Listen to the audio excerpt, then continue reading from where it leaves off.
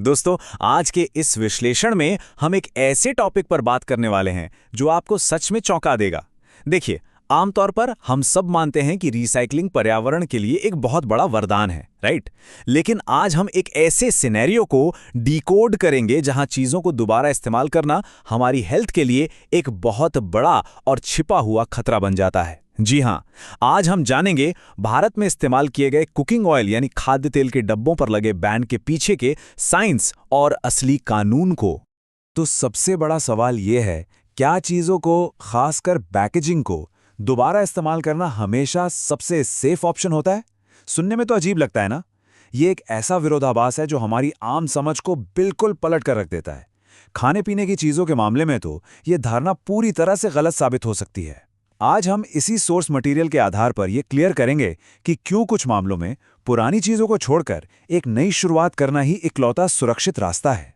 इस पूरे मुद्दे को हम 4 सिंपल पॉइंट्स में समझेंगे। पहला, इस्तेमाल किए गए डिब्बों पर बैन। दूसरा, इसके पीछे छिपे हेल्थ रिस्क्स। तीसरा, एफएसएसआई इन नियमों को कैसे लागू करता है।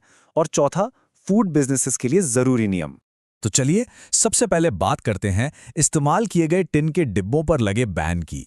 यहां जिस कानून का बिना किसी कॉम्प्रोमाइज के पालन करना होता है वो है food safety and standards packaging regulations 2018।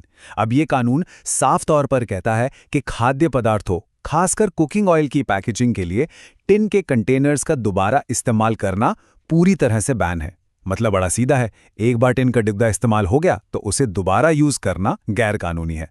Food safety के मामले में कोई शॉर्टकट नहीं चलता। अब आते हैं इसके सबसे दिलचस्प हिस्से पर, यानी इन डिब्बों के अंदर छिपे हेल्थ रिस्क और इसके पीछे का साइंस। एक इस्तेमाल किए गए डिब्बे के अंदर ना खतरे का एक पूरा अदृश्य चक्र चल रहा होता है। इसे ऐसे समझिए, पहले स्टेप में जो चीज पहले उस डिब्बे में थी उसके कुछ हानिकारक अवशेष या पार्टिकल्स अंदर की सतह पर चिपके रह जाते हैं। फिर दूसरे स्टेप में जब आप उसमें कोई नया और फ्रेश खाना डालते हैं तो उन पुराने अवशेषों और नई सामग्री के बीच खतरनाक केमिकल रिएक्शंस होने लगते हैं। और फाइनली तीसरे स्टेप में नतीजा क्या होता है? खाना दूषित हो जाता है और बहुत जल्दी खराब होने लगता है। बाहर से तो डिब्बा एकदम नॉर्मल दिखेगा, लेकिन अंदर ही अंदर एक विनाशकारी प्रोसेस चल रही होती है। अब देखिए, बात सिर्फ पुराने खाने के बचे हुए टुकड़ों की नहीं है। सबसे बड़ा खतरा तो खुद उस टिन या धातु से है जिससे वो डिब्बा बना है। बार बार इस्तेमाल करने से ये टिन के डिब्बे अंदर से खराब होने लगते हैं, डिग्रेड होने लगते हैं। और जब ये खराब धातु सीधा हमारे ताज़ा खाने के संपर्क में आती है तो ये हमारी सेहत के लिए एक बहुत ही सीरियस रिस्क बन जाता है।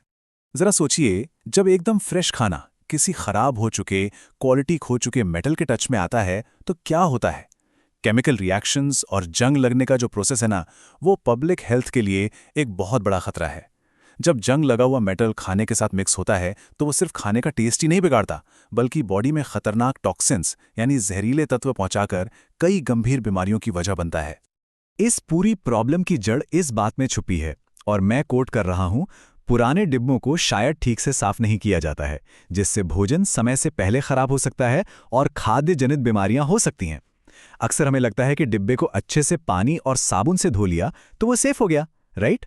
लेकिन सच तो ये है कि कोई भी नॉर्मल सफाई उस डिब्बे की बारीक दरारों में छिपे अवशेषों और जंग को नहीं निकाल सकती, और बस यहीं से फूड पॉइजनिंग जैसी सीरियस बीमारियों की शुरुआत होती है।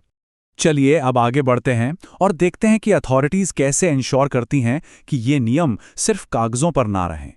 FSSAI इन नियमों को लागू करने के लिए काफी अग्रेसिव अप्रोच अपनाता है। ये एक तरह का 2 वे प्रोसेस है। एक तरफ अथॉरिटीज लगातार रेगुलेटरी नोटिसेस जारी करती रहती हैं ताकि मैन्युफैक्चरर्स को याद रहे कि उन्हें सिर्फ नए डिब्बों का ही इस्तेमाल करना है। लेकिन जब सिर्फ वार्निंग से काम नहीं चलता तो टारगेटेड छापे यानी रेड्स मारी जाती हैं, और इन छापों का सीधा सा रिजल्ट होता है फूड सेफ्टी कानूनों के तहत सख्त पेनाल्टी और लीगल एक्शन। अगर हम रियल वर्ल्ड का एक परफेक्ट एग्जाम्पल लें तो गुजरात का food and drug control administration यानी FDCA इसमें काफ़ी आगे है। वे उन मैन्युफैक्चरर्स और रीपैकर्स पर कड़ी नज़र रखते हैं जो नियमों को तोड़ने की कोशिश करते हैं और उन्हें तुरंत नोटिस जारी करते हैं। ये ज़मीनी स्तर पर कानून को सख्ती से लागू करने का एक बहुत ही शानदार उदाहरण है। अब फाइनली बात करते हैं कि इन कानूनों का फूड बिजनेसेस पर सीधा क्या असर पड़ता है। यहाँ हमारे सामने 2 बिल्कुल अलग अलग सिचुएशंस हैं। एक तरफ वो प्रैक्टिस है जो पूरी तरह से बैन है, यानी पुराने डिब्बों का दोबारा इस्तेमाल जो हेल्थ और एनवायरनमेंट दोनों के लिए खतरनाक है। और दूसरी तरफ है मैंडेटरी यानी अनिवार्य नियम, जो कहता है कि हमेशा नए बिना इस्तेमाल किए गए कंटेनर्स का ही यूज होना चाहिए। एडिबल ऑयल्स की सेफ्टी के लिए नई पैकेजिंग ही इकलौता लीगल और सही रास्ता है। तो अगर हम इसे समराइज करें तो फूड बिजनेस ऑपरेटर्स के लिए मैसेज एकदम लाउड एंड क्लियर है। आपको नई पैकेजिंग का ही इस्तेमाल करना होगा। नियमों को फॉलो करने की पूरी जिम्मेदारी फूड बिजनेस ऑपरेटर के कंधों पर है। यहां मुझे पता नहीं था वाला कोई भी बहाना नहीं चलने वाला। और इन सब सख्त नियमों का अल्टीमेट गोल सिर्फ एक ही है, आप और हम जैसे कंज्यूमर्स की हेल्थ को सुरक्षित रखना। तो इस पूरे विश्लेषण के अंत में एक बहुत ही गहरा सवाल हमारे सामने आता है।